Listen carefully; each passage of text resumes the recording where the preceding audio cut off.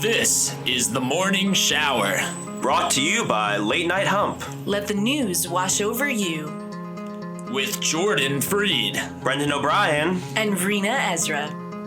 These are your ShowerHead Lines. Fully vaccinated Americans can gather with other vaccinated people indoors without wearing a mask or social distancing, according to long-awaited guidance from federal health officials.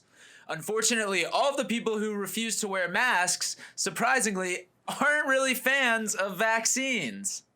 A Bergen County man has filed suit against a prank company based in New York, alleging they mailed him a chocolate penis, a glitter bomb, and other packages meant to shock, offend, and frighten him. Nicholas Coretta, 47 of Oakland, claims that the prank company Ruin Days sent him multiple unsolicited, obscene, and harmful packages over the course of 18 months. Coretta is seeking damages of $75,000 along with court fees and post-judgment interest. If Coretta doesn't like these pranks, he's really going to hate the anthrax I sent him in the mail. A 39-year-old woman arrested on suspicion of committing an anti-Asian hate crime after she was accused of having spat on a man while he was having lunch outside and used an ethnic slur, officials said in Northern California. Guess what her name was? Karen Inman. Well, you're going to be Karen Inmate after they charge you and book you for this heinous crime.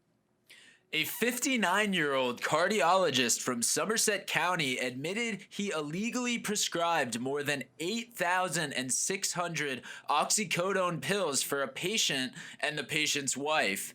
Raymond Catania of Warren faces up to 20 years in prison when he is sentenced July 14th. Catania, who had a practice in Watchung, wrote the prescriptions for the 30-milligram pills between January 2016 through March 2017. Let's be real, guys. Donald Trump's rise to power made a lot of people want to do heroin. 3 professors at the University of South Alabama have been placed on leave after photos surfaced of them wearing and holding racist symbols at a campus event in 2014, according to a statement from the school. In 2 photos verified by the university spokesman Lance Crawford, one professor is pictured wearing a Confederate soldier's uniform, while 2 other professors pose with a whip and noose. Those who can't do, teach. Those who can't teach show up to school functions dressed in racist attire. 25 years after starring alongside Michael Jordan in the original Space Jam, the Looney Tunes are preparing to lace up and take the court with LeBron James in the sequel, Space Jam: A New Legacy. But one familiar character will be staying in the locker room, Pepe Le Pew. He will not be featured in the upcoming film, which is set to premiere in theaters and on HBO Max on July 16. No surprise that Pepe Le Pew, or shall I say Pepe Le Me Too, the predator skunk who doesn't take no for an answer, is now part of cancel culture.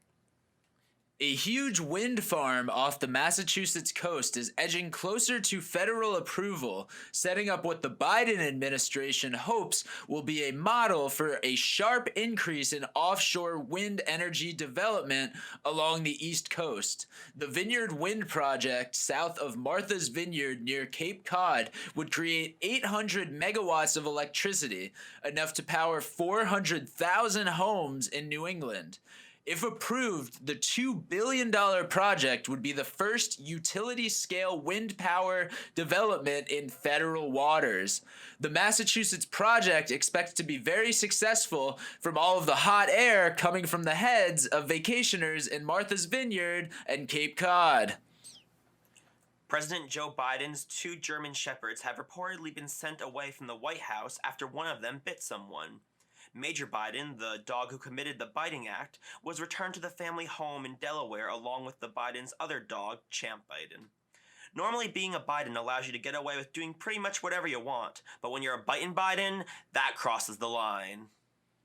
Kia is telling owners of nearly 380,000 vehicles in the U.S. to park them outdoors due to the risk of an engine compartment fire. The company says a short circuit in the hydraulic electronic brake control unit can cause excessive current, increasing the risk of a fire. Owners should also park them away from structures until repairs are made. Unfortunately, my parking space is in my living room, so I'm kind of fucked. A photographer in Scotland caught photos of two birds coming to blows and fighting to the death. The birds, later identified as the breed Blue Tits, were squabbling with each other mid-flight before taking it to the streets, fighting on the pavement, and eventually settling their beef before returning to the skies. I guess the old saying is true that when the right one hits, you feel it in your tits. 144 cities could lose status as metro areas. Bye-bye Bismarck, so long Sheboygan. Those cities in North Dakota and Wisconsin respectively are two of the 144 that the federal government is proposing to downgrade from the Metropolitan Statistical Area designation. And it could be more than just a matter of semantics. Officials in some of the affected cities worry that the change could have adverse implications for federal funding and economic development. Under the new proposal, a metro area would have to have at least 100,000 people in its core city to count as an MSA, double the 50,000 person threshold that has been in place for the past 70 years. Cities formerly designated as metros with core populations between 50,000 and 100,000 people, like Bismarck and Sheboygan, would be changed to the micropolitan statistical areas instead.